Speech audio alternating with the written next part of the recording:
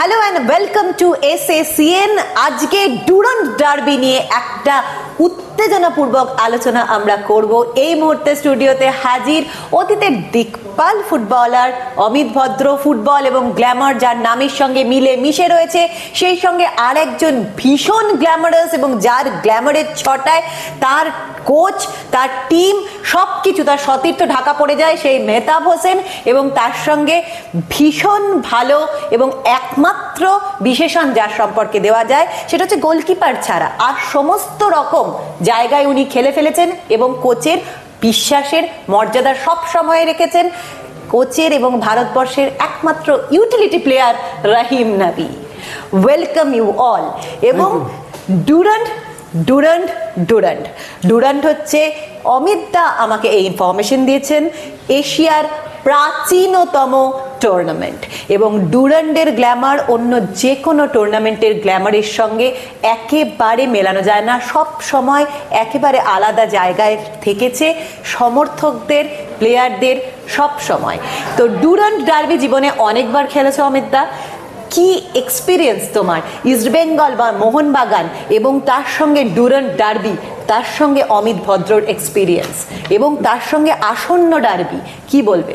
না, ডুরান্ড ডার্বির আমার এক্সপিরিয়েন্স হচ্ছে, আমার প্রথম বছরটাই ডুরান্ডের মোহনবাগানের, সেটা ছিল ডবল হ্যাট্রিক এরিয়ার। মানে ডুরান্ডে মানে দুবার হ্যাট্রিক মিনস অ্যাটেরও তিনবার, তিনটে টুর্নামেন্ট তিনবার পরপর জিতলে হয়। আমরা 86 একবার জিতেছি, 87-এ জিতেছি। সেই ওই একটা সময় সাক্ষী ছিলাম, সেটা একটা বড়, সেইটার একটা স্ট্যাম্পও বেরিয়েছিল। ডুরান্ড অ্যাকচুয়ালি তুমি যেটা বললে যে এটা এশিয়ার ওল্ডেস্ট টুর্নামেন্ট, শুধু তাই না, এটা পৃথিবীরও বোধহয় তৃতীয়তম, থার্ড টুর্নামেন্ট আর কি। তার আগেও হয়তো দুটো আরও টুর্নামেন্ট আছে, কারণ এটা 1888 বা 89 এরকম সময় এটা হয়েছিল ডুরান্ড ট্রফিটা। তা ডুরান্ডে একটা সময় ছিল ইস্টবেঙ্গল মোহনবাগানের একটা, আমি বলবো প্লেয়ারদের একটা অ্যাসিড টেস্ট হতো, সেই কারণ ওটা হচ্ছে শীতকালে হতো, তারপরেই রোভার্স হতো, তারপর সিজন শেষ হয়ে যেত। সেখানে ভালো খেললে প্লেয়ারদের ট্রান্সফার হতো, প্লেয়ারদের দর বাড়তো, প্লেয়াররা ইন্ডিয়া টিমে চান্স পেত। সেটা ছিল একটা মানে আমাদের ওখানে ছিল একটা, বলবো যে টেস্টের জায়গা, মানে বা অ্যাসিড টেস্ট যাকে বলে। আমরা যে এবারে ইস্টবেঙ্গল মোহনবাগান কাকে অ্যাসিড টেস্টে আমরা এগিয়ে রাখবো, তারা কি ছোট্ট করে নাবি তোমার ডুরান্ড এক্সপিরিয়েন্সটা শুনতে চাই। আমাদের অ্যাকচুয়ালি আমি যে টাটা ফুটবল একাডেমিতে যখন ছিলাম, আমাদের অ্যাকচুয়ালি ডুরান্ডের উপরেই ডিপেন্ড করে থাকতে হবে। এই টুর্নামেন্ট ডুরান্ড যদি আমরা ভালো খেলি, যেটা ন্যাশনাল লেভেলে, একদম, কারণ আর এটা একটা মাঠেই হতো, আমাদের দিল্লিতে আম্বেদকর স্টেডিয়ামে হতো। সেখানে সমস্ত টিমের প্লেয়াররা প্রত্যেকটা ম্যাচে কিন্তু সমস্ত টিমের সাপোর্টার, মানে অফিসিয়ালসরা থাকতো, সবাই ওখানে আসতো। কেন ওখানে ভালো খেললে আমরা জানি যে আমরা কোনো না কোনো টিমে কিন্তু চান্স পাবো। আর আমরা যেহেতু টাটা ফুটবল একাডেমি থেকে যেতাম বলে না, সবাই চোখ রাখতো, সবাই একটু টাটা ফুটবল একাডেমি মানে ওদের খেলাটা দেখতে আসতো, যেহেতু ওরা যখন বেরোবে তখন ওখান থেকে প্লেয়ার নেবে, পাস আউট হবে। তো এই জিনিসগুলো ছিল। আর ডুরান্ড মানে একটা আবেগ, ওটা মানে ভাষায় প্রকাশ করা যায় না। এখন যেরকম ডুরান্ড আর তখনকার ডুরান্ডের সঙ্গে যদি মানে কম্পেয়ার করা হয়, মানে বলি না যে আকাশ আর পাতাল এরকম তফাৎ না। দেখো, নবীর যেটা বলছিল ডুরান্ড আকাশ পাতাল তফাৎ। অবশ্যই আমি হয়তো গ্ল্যামার বেড়েছে এখন ডুরান্ডে, অনেক প্রচার হচ্ছে ডুরান্ডে, কিন্তু ওই যে আবেগটা যেটা নবী বলছিল পুজোর সময়, ঠিক কালী পুজোর আগে ডুরান্ডটা হতো, আমরা কালী পুজো পেতাম না কেউ বাঙালি ছেলেরা।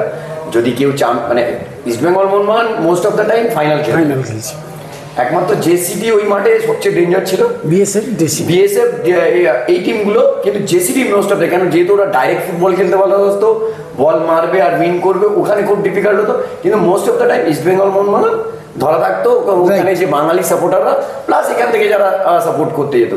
ওই যে আবেগটা কিন্তু এই যে এখান থেকে ট্রাভেল করে ফ্যান্সরা যাচ্ছে, ওখানে চিত্তরঞ্জনে যত ফ্যান্সরা আছে ওখানে খেলা দেখতে আসতো।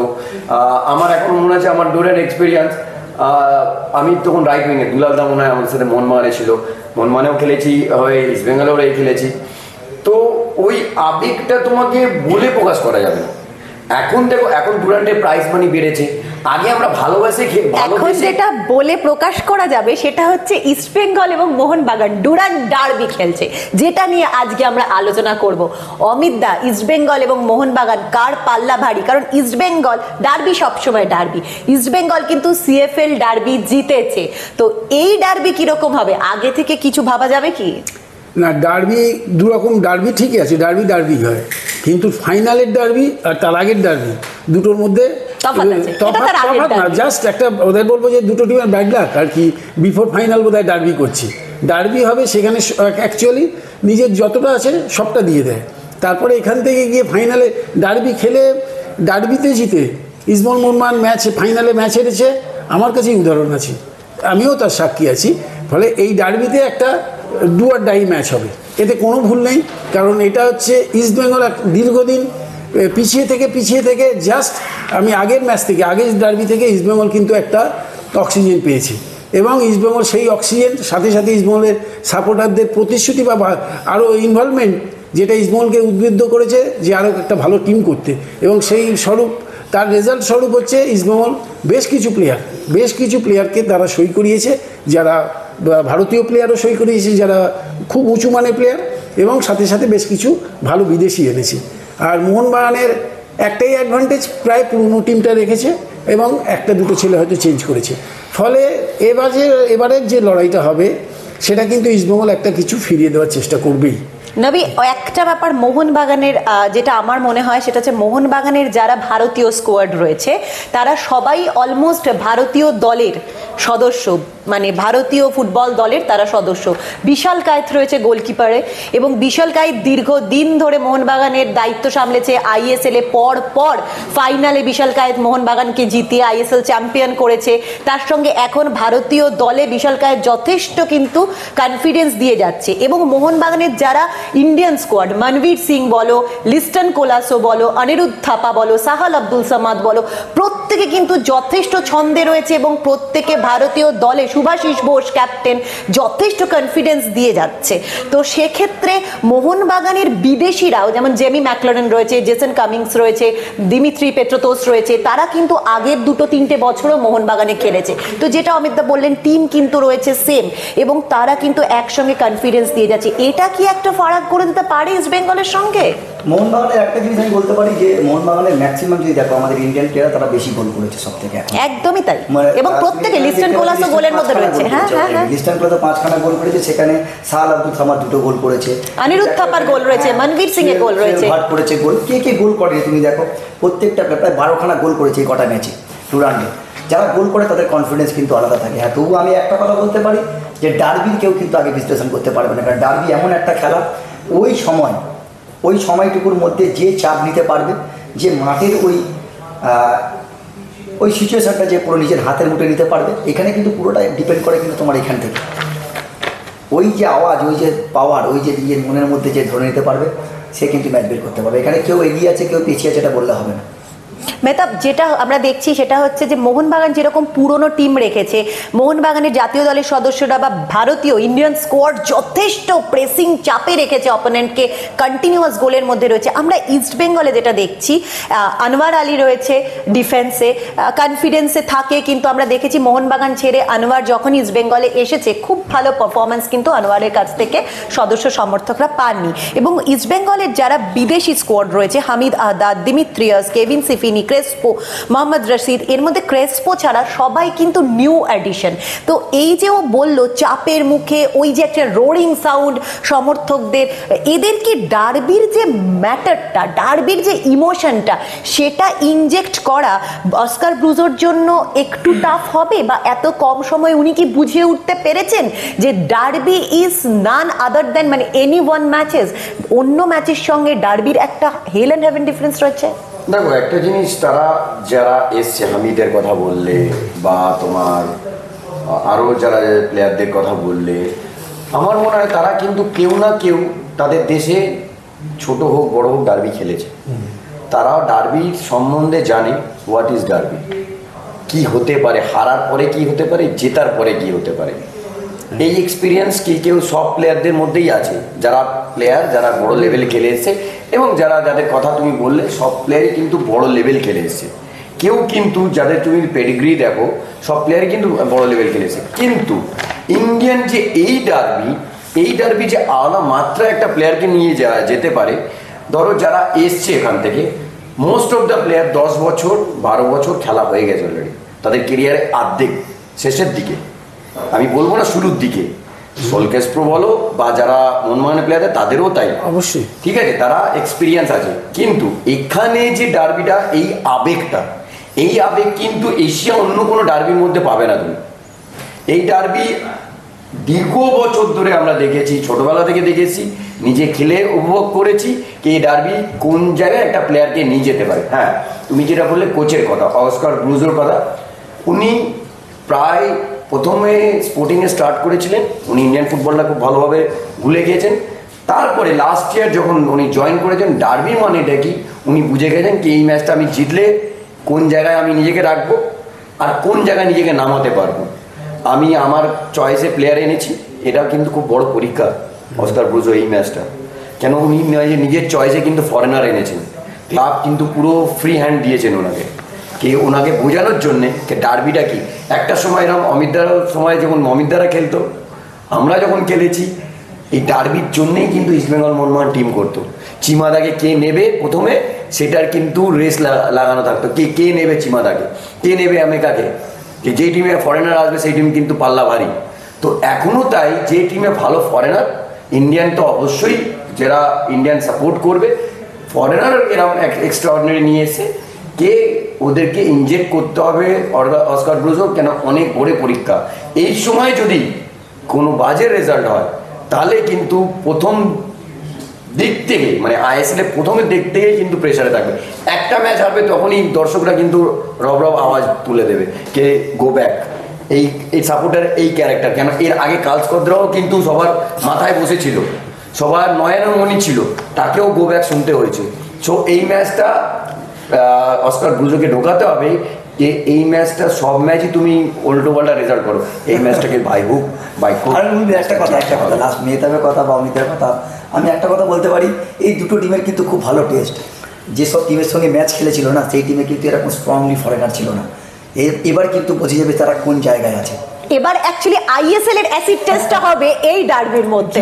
তাই তো, শুধু তাই না, আমার মনে হয় এই ডার্বিটা তখনই হিট হবে যদি ইন্ডিয়ান প্লেয়ার যারা আছে তারা যে ডার্বির যে তোমরা এসেন্সটা ইন্ডিয়ান প্লেয়াররা তো বুঝতে পারে, অ্যাটলিস্ট পিওরলি বুঝতে পারে যে, কারণ নবী খুব একটা ভালো কথা বলেছে, যতই বিদেশি আসুক তারা এসছে কিন্তু তারা এজেড বিদেশি এসছে, তারা কিন্তু খেলার তাদের প্রাইম টাইমে আসেনি, তারা হয়তো তাদের অন্তিম টাইমে এসছে।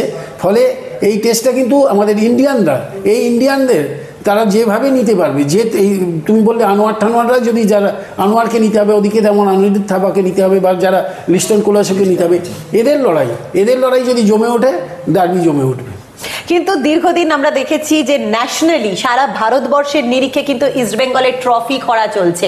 কার্লোস কোয়াদ্রাত একবার এসে ব্রেক করতে পেরেছিলেন, সুপার কাপ জিতেছিলেন, কিন্তু সেই সুপার কাপেও কিন্তু ম্যাক্সিমাম টিম নিজেদের ফুল এফোর্ট দিয়ে খেলেনি, নির্বিষ সুপার কাপ জিতেছিলেন কার্লোস কোয়াদ্রাত। তবুও একটা এফোর্ট দিয়ে খেলেনি, ফুল টিম ফুল স্কোয়াড খেলেনি করে, এবং সেই ফুল স্কোয়াড না খেলার জন্য খানিকটা নির্বিষ সুপার কাপ কিন্তু কার্লোস কোয়াদ্রাত জিতে বেরিয়ে গেছিলেন। কিন্তু সেই সময়ও কিন্তু আমরা দেখেছি যে সমর্থকদের আবেগ, যে উত্তেজনা কার্লোস কোয়াদ্রাতের সঙ্গে ছিল, কারণ একটা ন্যাশনাল লেভেলের ট্রফি এসেছিল ময়দানে ইস্টবেঙ্গল তাঁবুতে।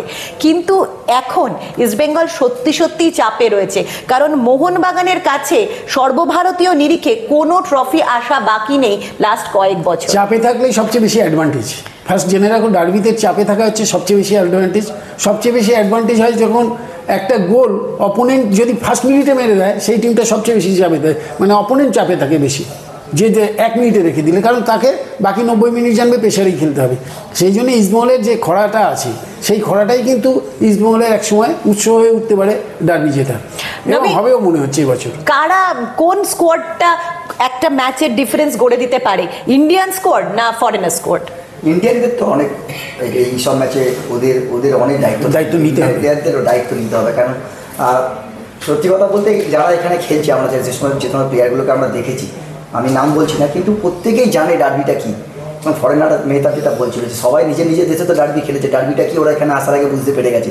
আমরা যদি এখনই আমার এই যেদিন ডার্বিটা অ্যানাউন্স হয়েছে যে 17 তারিখ হবে, তার আগে থেকে আমাদের সবার কাছে কিন্তু টিকিটের এত ফোন আসছে, মানে ফোন ধরতে পারছি না আমরা, মানে টিকিট দিতে হবে, টিকিট দিতে হবে, টিকিট দিতে হবে, মানে এই একটা পেশা, এইগুলো কাজ করে। আর তারপরে সত্যি কথা বলতে ইন্ডিয়ানটা যদি ভালো খেলে, দেখো এই ডার্বিটার উপরে তো অনেক কিছু ডিপেন্ড করে, অনেক কিছু ডিপেন্ড করে এই দুটো টিমের মধ্যে কে কোয়ালিফাই করবে, কে যাবে বা কে এগিয়ে যাবে, কে জিতবে, এগুলো ডিপেন্ড করে। তাই আমার মনে হয় এইটা কিন্তু দুটো টিমের কাছে খুব পেশা।